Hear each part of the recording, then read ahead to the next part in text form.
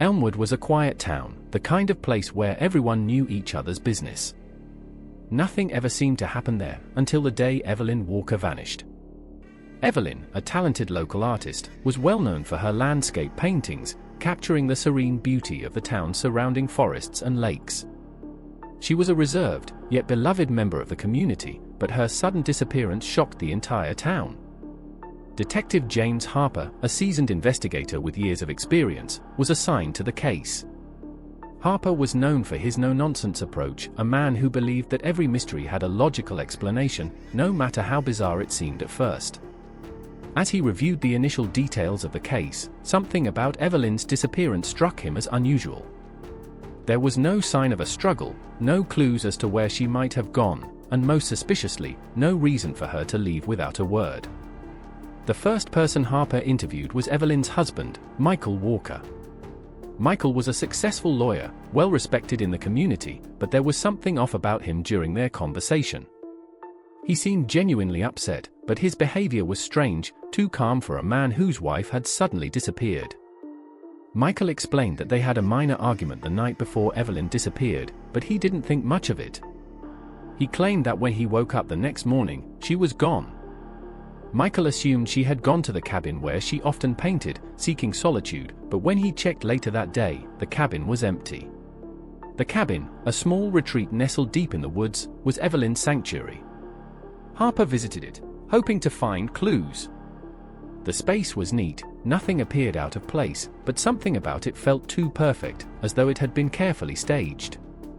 Harper noted the absence of Evelyn's personal belongings, her favorite brushes and canvases were missing, but other tools remained untouched. There were no footprints leading away from the cabin, no signs that anyone else had been there recently. The deeper Harper looked, the more it seemed like Evelyn had simply vanished into thin air. As Harper expanded his investigation, he interviewed Evelyn's close friends and neighbors. They described her as quiet but deeply thoughtful, often lost in her art, but some mentioned that she had seemed distant in the weeks leading up to her disappearance. One friend, Sarah, mentioned a conversation they had just days before Evelyn vanished. Evelyn had confided that she was troubled, though she hadn't explained why. She had hinted at something weighing heavily on her mind, something she needed to deal with. This revelation gave Harper a new angle to explore. What was Evelyn hiding, and could it have led to her disappearance? As the days went by, Harper's suspicions about Michael deepened. Though he appeared cooperative, small inconsistencies in his story began to emerge. When asked about Evelyn's behavior in the days leading up to her disappearance, Michael described her as anxious and distant, but when pressed for details, he grew defensive. He insisted that their marriage was strong, downplaying any suggestions of trouble between them. Yet, there were whispers around town that things weren't as perfect as Michael claimed. Some of Evelyn's friends hinted that their relationship had been strained for a while, with frequent arguments that Michael seemed eager to dismiss. Harper's instincts told him that Michael wasn't being entirely truthful, but without solid evidence, he couldn't make any accusations. The case remained at a standstill, no body, no witnesses, no clear motive. The town began to grow restless, with gossip circulating about what might have happened. Some speculated that Evelyn had run away, tired of her life and marriage. Others believed something far darker had occurred, with Michael at the center of the mystery. Despite the lack of physical evidence, Harper couldn't shake the feeling that Evelyn's disappearance was no accident. Something had happened to her, and Michael knew more than he was letting on. But to prove it, Harper needed more than just gut instinct. He needed to find a thread that would unravel the whole case. And so, Harper continued to dig, determined to uncover the truth, no matter where it led him. The search for Evelyn Walker was only just beginning, and already, Harper could feel the weight of the secrets that were about to surface in this seemingly peaceful town. With Evelyn Walker still missing, Detective James Harper's investigation led him deeper into the complex web of her personal life.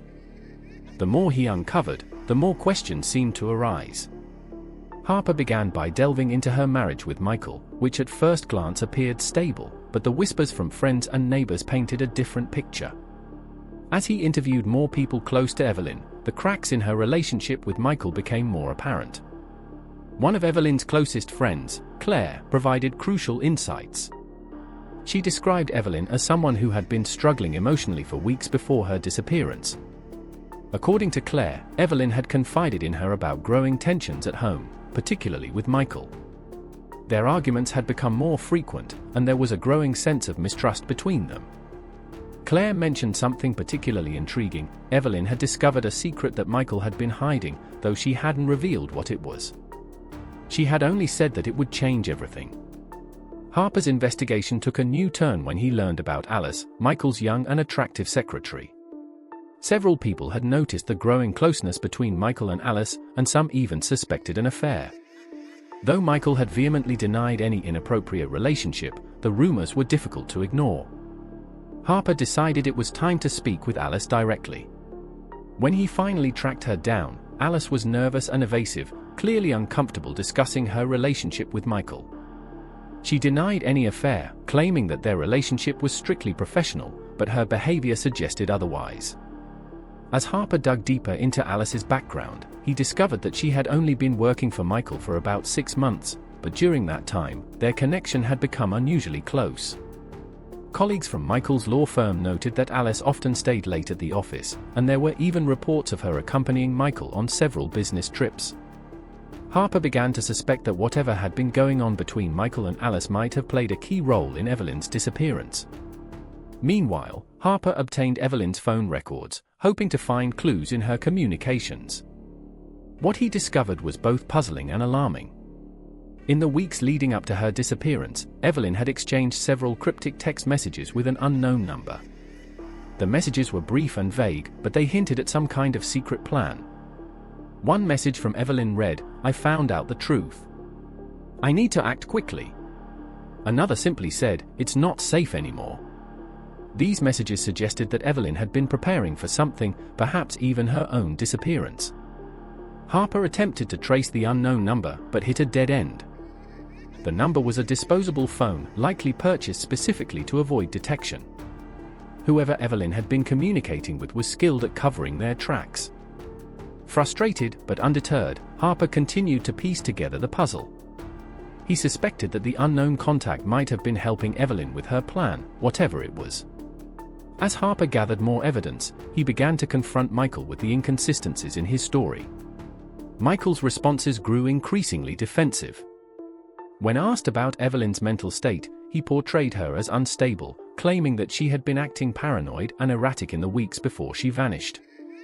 He suggested that she may have run away or harmed herself, but Harper wasn't convinced. There was something about Michael's calm, calculated demeanor that felt off. It was as if he was trying too hard to control the narrative, to make Harper believe that Evelyn's disappearance was of her own doing.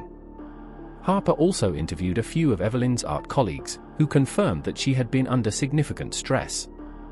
One of her fellow artists, Daniel, mentioned that Evelyn had been planning something big, an art show that was supposed to reveal her most personal and provocative work yet. However, just days before her disappearance, she had abruptly cancelled the show without explanation. Daniel couldn't understand why, but he mentioned that Evelyn had seemed frightened in their last conversation. She had told him, "There are things I can't explain. If I show my work now, it will put everything at risk." The more Harper learned, the more he realized that Evelyn's disappearance was not a simple case of a missing person. There was a larger, more dangerous game at play. But without concrete evidence linking Michael or Alice to her disappearance, Harper couldn't make any arrests. He felt certain that Evelyn's discovery of Michael's secret, and her potential knowledge of his affair with Alice, was the key to understanding what had happened to her. Harper's frustration grew as he found himself tangled in a web of secrets and lies. Every piece of evidence seemed to contradict the last, and the truth remained elusive. The only thing Harper was sure of was that someone in Evelyn's life had something to hide. Whether it was Michael, Alice, or someone else entirely, he knew that solving the case would require untangling the complex relationships and motivations that had driven Evelyn to the edge. And as the days passed, Harper couldn't shake the growing sense that time was running out. If Evelyn was still alive, she might be in grave danger. He needed to act quickly before the truth disappeared along with her. As Detective James Harper delved deeper into the investigation, a new sense of urgency weighed on him. the secrets he had uncovered so far, Michael's potential affair with Alice, Evelyn's cryptic messages, and the growing suspicion that Evelyn had uncovered something dangerous, were starting to point toward a more sinister truth. Harper had no doubt that Evelyn's disappearance was far from a random event. But the question that continued to haunt him was simple: who was the real enemy? Harper decided to shift his focus back to Alice. Something about her evasive behavior didn't sit right with him.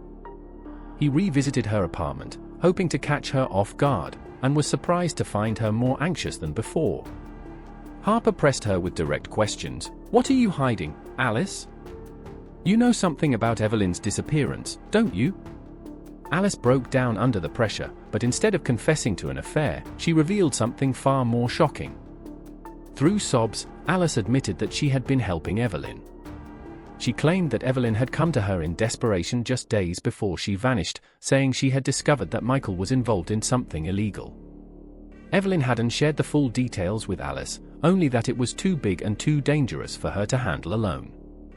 Fearing for her life, Evelyn had devised a plan to disappear and gather more evidence before confronting Michael or going to the authorities. Alice explained that she had given Evelyn the disposable phone Harper had found in the records, hoping it would help her stay in contact without being traced. But when Evelyn stopped responding to her messages, Alice grew terrified that something had gone wrong. She hadn't told anyone because she feared being implicated in Evelyn's plan.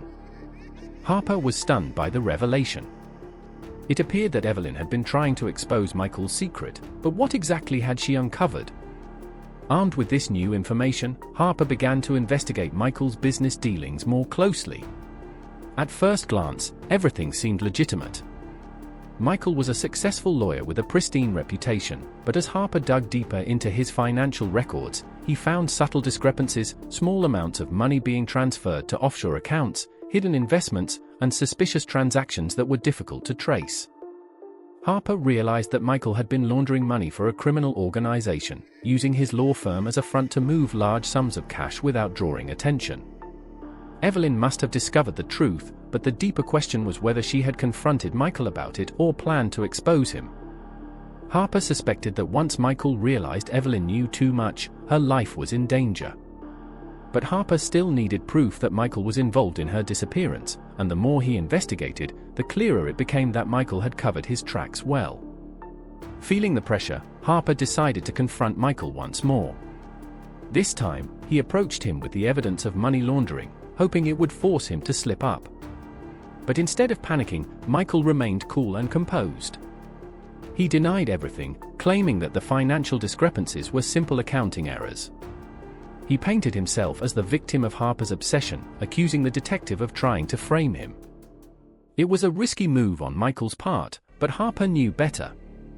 Michael's confidence only confirmed his guilt. Harper's frustration grew as he struggled to connect the dots. Evelyn's phone had gone dark, and any traces of her whereabouts seemed to have disappeared along with her. But there was one last lead Harper hadn't pursued yet: the cabin where Evelyn used to paint. Harper had been there before, but something nagged at him. Had he overlooked something in his first search? He decided to return to the cabin with fresh eyes, hoping to find a clue that would break the case open. As Harper arrived at the cabin, the atmosphere was tense. The forest surrounding the cabin seemed eerily quiet, as if it were holding its breath. Harper searched every corner of the small space, looking for anything out of place. And then, behind one of Evelyn's paintings, he found it, a hidden compartment. Inside was a flash drive. Harper's heart raced as he realized this could be the key to everything. Back at the station, Harper examined the contents of the flash drive. What he found was shocking: files containing detailed information about Michael's money laundering operation, including names, dates, and bank accounts. It was clear that Evelyn had been meticulously gathering evidence against her husband, intending to take him down. But there was something even more troubling in the files: mention of a dangerous figure known only as the broker. Harper quickly deduced that the broker was the mastermind behind the criminal network, using Michael and others like him to facilitate the illegal financial transactions. The flash drive was a game changer. It not only provided evidence of Michael's involvement in criminal activities, but also revealed that Evelyn had been working on her plan to expose him for months. The real danger, however, was the broker. If Evelyn had gotten too close to the truth, it wasn't just Michael she had to worry about. The broker would have done anything to protect the operation, including silencing Evelyn. Harper felt a new sense of urgency. Evelyn had been smart enough to collect this damning evidence, but if the broker had discovered what she was up to, she could be in far greater danger than Harper initially realized. The question now was, did Michael orchestrate her disappearance to protect himself, or had the broker taken matters into his own hands? Harper knew he had to act quickly. With the evidence he had gathered, he could begin to build a case against Michael, but without finding Evelyn, the investigation was incomplete. As Harper stared at the flash drive in his hands, he realized that time was running out. The next steps would be the most dangerous yet, tracking down the broker and finding Evelyn before it was too late. With the evidence in hand, Detective James Harper felt the case coming to a critical point. The flash drive revealed Michael's role in a larger criminal operation, orchestrated by a shadowy figure known as the broker. Harper knew he had to act fast. Evelyn's life might still hang in the balance. Harper confronted Michael one last time, showing him the files from the flash drive. This time, Michael cracked.